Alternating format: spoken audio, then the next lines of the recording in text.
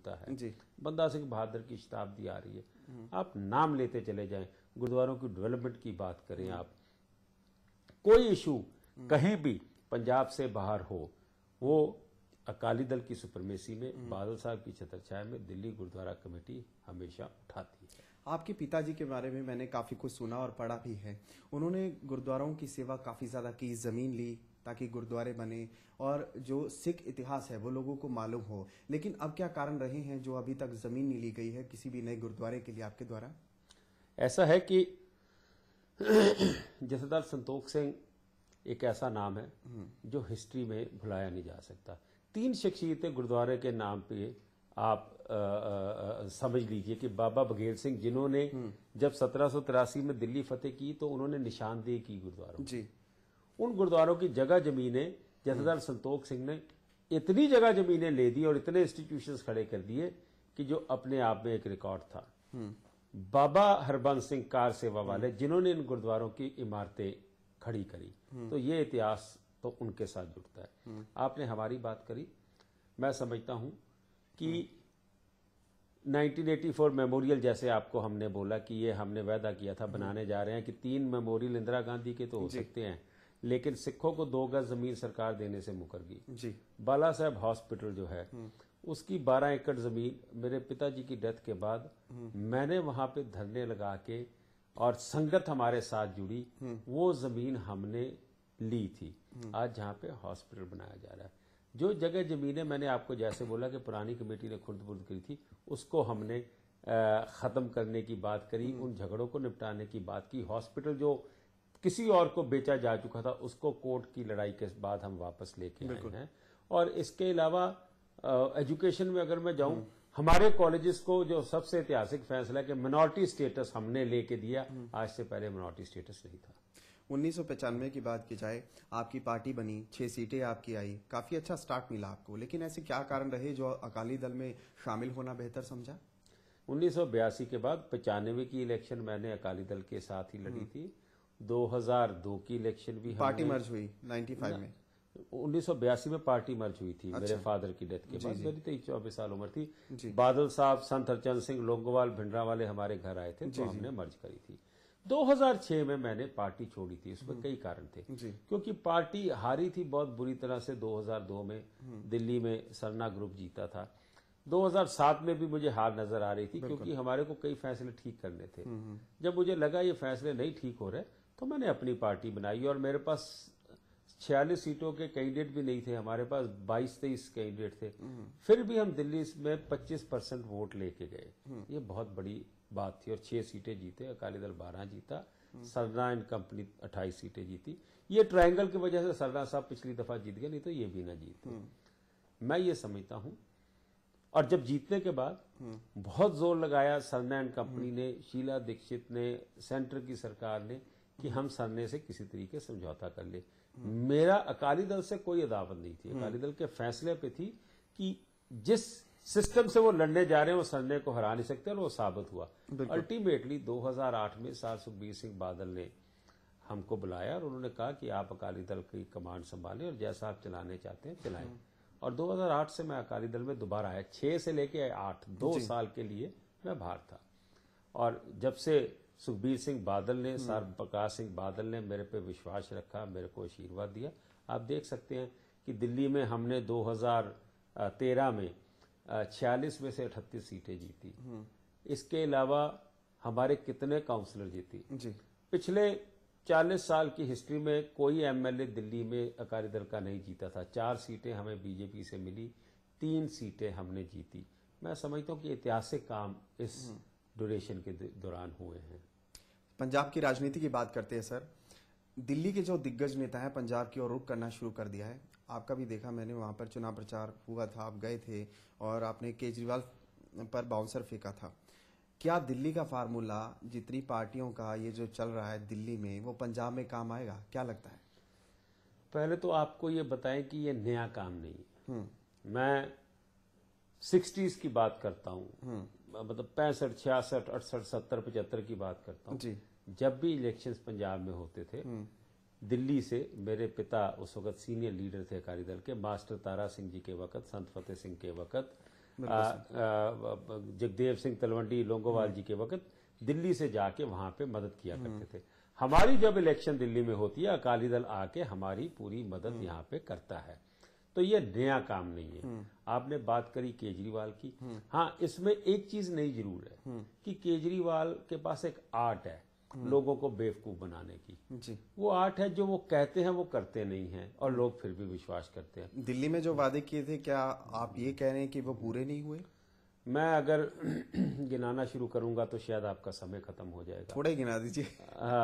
Situation ये है कि उन्होंने कहा था मैं बच्चों की सौगंध उठाता हूं, कांग्रेस या बीजेपी से मैं नहीं समझौता करूंगा। उन्होंने उनसे 8 MLA की सपोर्ट लेके 49 दिन की सरकार बनाई। उन्होंने कांग्रेस से इसलिए तोड़ दिया क्योंकि वो जो बिल बनना था लोकपाल बिल, वो कांग्रेस ने कहते हैं नहीं बनने दिया। अब उनकी सरकार आ गई, वो बिल कहां पे है? वो लोकपाल की जगह जोगपाल बिल बन गया, वो मजाक बन गया।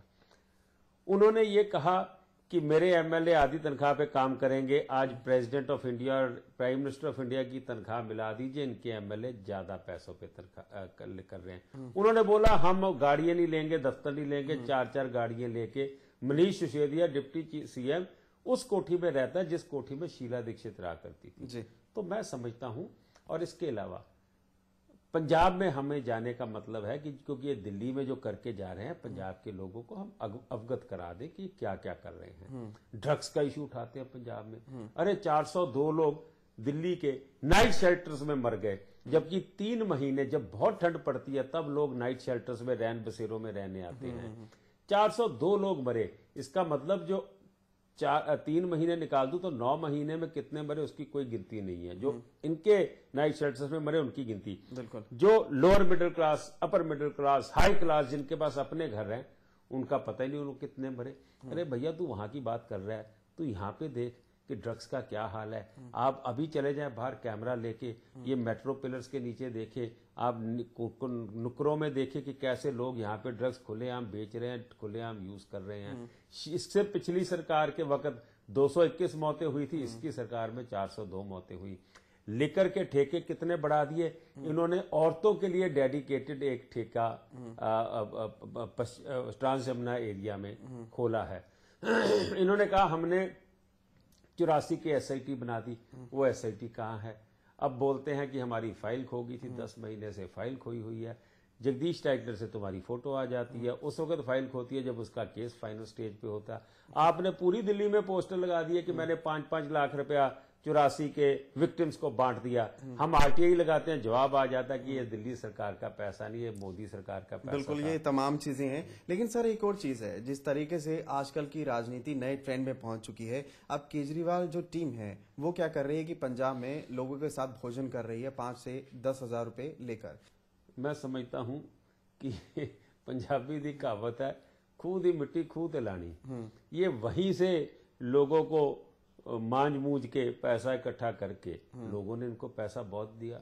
सरकार, आप यहां से अंदाजा लगाएं, पठानकोट में आतंकी हमला होता है, 7 जवान मरते हैं जी। 2 जवान पंजाब के हैं, ये 2 जवानों के घर जाते हैं और उनको जाके 2-2 लाख रुपया दे आते हैं और वादे कराते हैं। वापसी में आते हुए ये हरियाणा को बिलोंग करते हैं। अंबाले का एक जवान शहीद हुआ, उसके घर ब्रेक नहीं लगती, उसको 2 लाख रुपया नहीं देते क्योंकि वहां इलेक्शन है। बाहर से डॉलर इकट्ठे करते हैं सिखों से, बाहर जाके भिंडरावाले की फोटो पे हाथ चढ़ाते हैं और जब यहां आते हैं तो भिंडरावाले को भस्मासुर कहते हैं। कभी ये निरंकारियों के यहाँ चले जाते हैं जिनसे पंजाब का दुखांत शुरू हुआ था हमारा। कभी ये प्रोफेसर दर्शन सिंह जो अकाल तख्त के खिलाफ है उनके साथ हाथ मिला लेते हैं। तो ये समझे कि इनका काम पैसे इकट्ठे करना या दिल्ली की जनता का पैसा वहां पे लगाना और इलेक्शंस जीतनी। कभी SYL पे कुछ बोल देते हैं, पंजाब में जाके दिल्ली में आके मुकर जाते हैं। क्या कोई खतरे की बात है तमाम पार्टियों के लिए? क्योंकि पहले कहा जाता था कि श्रोमणी अकाली दल और कांग्रेस के बीच मुकाबला है और ये दोनों पार्टियां भी यहाँ पर केजरीवाल को बिल्कुल भी एक मुकाबले के तौर पर नहीं लेते थे, लेकिन अब त्रिकोणीय मुकाबला लग रहा है। मैं समझता हूँ खतरे की बात नहीं, फायदे की बात है। अगर केजरीवाल जी ना आए तो शायद अकाली दल को सोचना पड़े। अकाली दल की एडवांटेज के लिए आ रहे हैं कि जो PPP ने किया था वो केजरीवाल जी करेंगे। अब अकाली दल को सबने राइट ऑफ कर दिया कि अकाली दल खत्म हो गया। अब बरगाड़ी हुआ था, कहते हैं घर से नहीं निकल सकते। सुखबीर बादल साहब ने रैलियां करी, सद्भावना रैली, आप देखें लाखों लोग उसमें आए हैं। पिछली इलेक्शन में कोई टीवी चैनल ऐसा नहीं था जो 18 सीटों से ऊपर अकाली दल को दे रहा था। हिस्ट्री बदल दी अकाली दल ने, और हिस्ट्री ऐसी बदली कि अपने दम पे 56-57 सीटें ले आए थे। मैं समझता हूं कि सारे एग्जिट पोल, प्री पोल्स, सारे अंदाजे फेल करके अकाली दल जीता। और अकाली दल क्यों जीता? अपनी रिपोर्ट कार्ड पे जीता था, और इस दफा रिपोर्ट कार्ड पिछले से कहीं बेहतर है। सर, कांग्रेस की बात की जाए, आम आदमी पार्टी की बात की जाए, बीजेपी की बात की जाए, चलिए बीजेपी का तो गठबंधन है, लेकिन फिर भी तीनों जो ये पार्टियां हैं, इनके दिग्गज दिल्ली से जाकर पंजाब में चुनाव प्रचार कर रहे हैं। क्या ये अकाली दल का प्रभाव है? मैं ये समझता हूं कि पंजाब की इलेक्शन एक अहम इलेक्शन है। कांग्रेस हाशिए पे आई हुई है। आम आदमी को लगता है कि हमारे लिए ये मैदान बहुत बढ़िया, हमारी यहां पे फसल बहुत बढ़िया होगी। बिल्कुल ठीक है। अकाली दल ने सेवा करी है उस स्टेट की, जिस स्टेट के पास 65 साल में ज्यादातर कांग्रेस का राज रहा और हमेशा स्टेप मदरली ट्रीटमेंट दिया गया। इंडस्ट्री को बेनिफिट्स नहीं दिए कि आप बदी में, हिमाचल में, जम्मू कश्मीर जो हमारे बॉर्डर से लगता है, राजस्थान जो बॉर्डर लगता है, वहां पे बेनिफिट्स दे रहे हो इंडस्ट्री को, पंजाब में नहीं दे रहे। ये बादल साहब कैसे पंजाब चला रहे हैं, ये भगवान जानता है। 6200 करोड़ की बत्ती माफ करनी, आज केजरीवाल जी कहते हैं किसान वहां पे सुसाइड कर रहा है। आप मुझे बताएं कहां पे 6200 करोड़ की बत्ती माफ की जाती है, बिजली के बिल? अगर ये ना माफ करे तो शायद पता नहीं क्या कुछ वहां पे हो जाते। आज वहां पे जो स्कीमें हैं वेलफेयर की, आटा दाल स्कीमें, वो आप खुद जाके देख लें। मेरे रूट्स पंजाब में है, मैं जलंधर डिस्ट्रिक्ट को बिलोंग करता हूँ। 24-24 घंटे बत्ती नहीं आती थी। आज पंजाब के पास बिजली सरप्लस है। ये पिछले 9 साल के परफॉर्मेंस है जी। आज वर्ल्ड बैंक कहता है कि सबसे बड़ी डेस्टिनेशन अगर कोई अच्छी हिंदुस्तान में है, पंजाब है इन्वेस्ट करने के लिए। रिजर्व बैंक ऑफ इंडिया ने आज गुजरात और महाराष्ट्र से पंजाब को कई महीनों में ऊपर उसको गिना है। बिल्कुल। मैं ये समझता हूं कि रोड नेटवर्क देख लीजिए, एयरपोर्ट्स देख लीजिए कितने आए हैं। ये सारा इंफ्रास्ट्रक्चर जो है ये कॉम्प्लीमेंट करता है स्टेट की ग्रोथ को। मैं समझता हूं कि आने वाले समय में जो लोग वोट डालने से पहले, जैसे पिछली दफा सारे चैनल्स ने 18 सीटें दी थी और 57 लेके आए थे, इस दफा भी वोट डालने से पहले पंजाब के लोग सोचेंगे और सही फैसला लेंगे। बिल्कुल सर, शहीद भगत सिंह पर भी राजनीति हो रही है और 1984 के मसलों में क्या कुछ रहा है, ये तमाम चीजें जानेंगे। एक ब्रेक के लिए रुकना चाहूंगा, एक ब्रेक के लिए रुकेगा। इन तमाम मसलों पर चर्चा जारी है, फौरन हाजिर होंगे।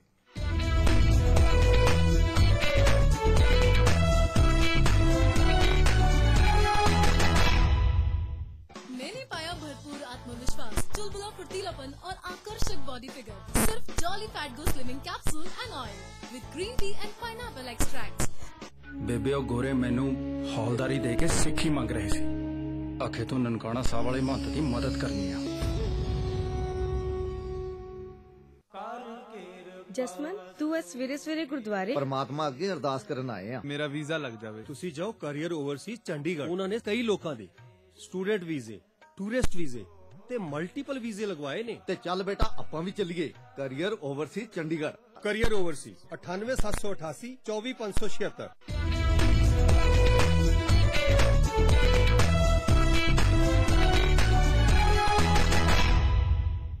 1 to 1 में फिर से आपका स्वागत है। तो दिल्ली से गुरुद्वारा प्रबंधक कमेटी के प्रधान मेरे साथ मौजूद हैं, मनजीत सिंह जी के इनका नाम है। चलिए फिर से बड़े सवाल करते हैं। 1984 के मसलों में क्या कुछ अभी तक रहा है, बड़े सवाल हैं, जवाब जनाब देंगे। सर, 1984 के दंगों की बात की जाए, इंसाफ कब मिलेगा? बड़ा सवाल मेरा यही है आपसे।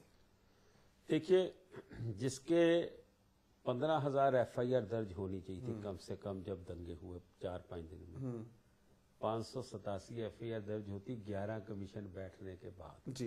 कितने सालों के बाद? बिल्कुल। 241 बंद कर देती है पुलिस अपने आप। 2 इन्वेस्टिगेटिंग एजेंसीज हैं, CBI और दिल्ली पुलिस। दोनों को समझा दिया गया था कि सज्जन, टाइटलर, भगत, इन लोगों को हाथ नहीं लगाना। आप समझें कि जब इन्वेस्टिगेशन एजेंसीज ने ही हैंड इन ग्लव होके कांग्रेस के इन सबको, कातिलों को छुड़वाने की कोशिश की, इंसाफ की उम्मीद कहां रखेंगे?